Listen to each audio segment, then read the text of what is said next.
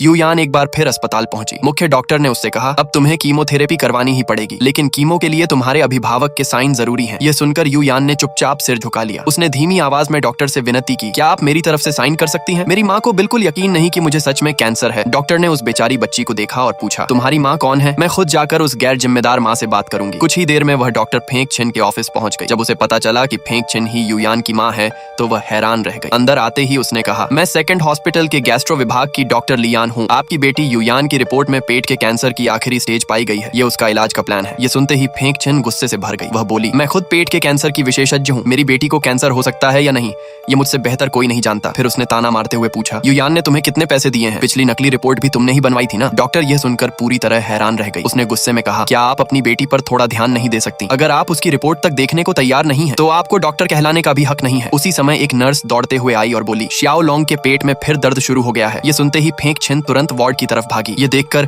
यूयान की डॉक्टर भी स्तब्ध रह गई। उसने मन ही मन सोचा, दुनिया में कोई माँ अपनी ही बेटी के लिए इतनी बेरहम कैसे हो सकती है। वार्ड में पहुंचते ही फेंक छिन ने जल्दी जल्दी श्याओ लोंग की जांच शुरू कर दी। तभी किसी ने उससे पूछा, क्या आपको बिल्कुल डर नहीं लगता कि यूयान को सच में कैंसर हो सकता है? सेकंड हॉस्पिटल की डॉक्टर खुद आपसे मिलने आई थी। फेंक छिन ने तुरंत जवाब दिया, यह बिल्कुल नामुमकिन है। यूयान बचपन से बहुत कम बीमार हुई है, उसे पेट का कैंसर कभी नहीं हो सकता। उधर उसी समय यूयान सेकंड हॉस्पिटल के बेड पर लेटी हुई थी। डॉक्टर को वापस आते देखकर उसने उम्मीद से पूछा, डॉक्टर क्या माँ को अब यकीन हो गया कि मैं सच में बीमार हूँ? डॉक्टर ने झूठ बोलते हुए कहा, तुम्हारी माँ अभी ऑपरेशन थिएटर में है, मैं उनसे मिल नहीं पाई। फिर डॉक्टर ने धीरे से कहा, लेकिन हम तुम्हारी कीमो शुरू कर सकते हैं, बस उससे पहले तुम्हारे बाल काटने पड़ेंगे। उसका खर्च बचाने के लिए डॉक्टर ने खुद अपने हाथों से उसके लंबे बाल काटे। यूयान बाहर से शांत दिख रही थी, लेकिन अंदर ही अंदर पूरी तरह टूट चुकी थी। एक लड़की के लिए बाल कितने मायने रखते हैं यह हर कोई जानता है। जब उसने खुद को गंजे सिर में देखा तो उसकी आंखों में आंसू भर आए। डॉक्टर ने प्यार से कहा, अगर रोना है तो खुलकर रो लो। बस इतना सुनते ही यूयान खुद को रोक नहीं पाई। एक छोटी सी किशोर लड़की इतनी तकलीफ झेल रही थी जो किसी बच्चे को कभी नहीं सहनी चाहिए। जल्द ही उसकी पहली कीमोथेरेपी खत्म हो गई। डॉक्टर ने उससे कहा, अगर हो सके तो अपनी माँ को बुला लो। कीमो के बाद किसी का देखभाल करना बहुत जरूरी होता है, लेकिन यूयान अपनी माँ को बुलाना नहीं चाहती थी। ऐसा नहीं था, उसके लिए तो माँ का प्यार ही सबसे बड़ी चाहत थी, लेकिन वह जानती थी उसकी माँ कभी उस पर विश्वास नहीं करेगी। अगली सुबह जब दर्द से कराहते हुए